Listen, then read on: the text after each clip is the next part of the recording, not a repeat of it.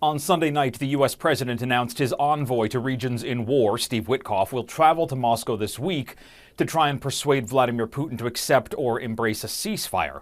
Negotiations to end the war have run into roadblocks for months, and existing sanctions on Russia have so far failed to slow down that war effort.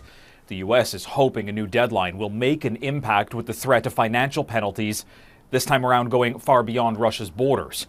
China and India are two of the biggest importers of Russian energy, and Donald Trump is threatening to apply increased tariffs if they don't change their habits. If Indian commerce and Chinese equipment are not in the picture, then Vladimir Putin has a very, very difficult balancing act that he needs to try to achieve in order to keep his war in Ukraine going. Now, both countries have said they will not bend to the U.S. and will pursue their own national interests as they see fit.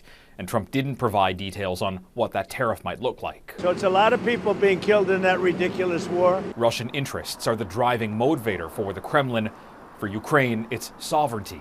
Volodymyr Zelensky walked the front lines on Monday, awarding medals of bravery as his soldiers seek to push back an offensive that's been slowly gaining territory in recent weeks. Now, it's not entirely clear if the U.S. will manage to persuade Moscow to accept the deal, given deadlines have come and gone so frequently, and the Kremlin claims it's now immune from the impacts of sanctions. As for talks between Putin and Zelensky, Russia's president says he's willing to entertain it, only after, quote, necessary work at the expert level. Ukrainian lawmakers argue that to be a delay tactic, putting more pressure on the White House. Reggie Cecchini, Global News, Washington.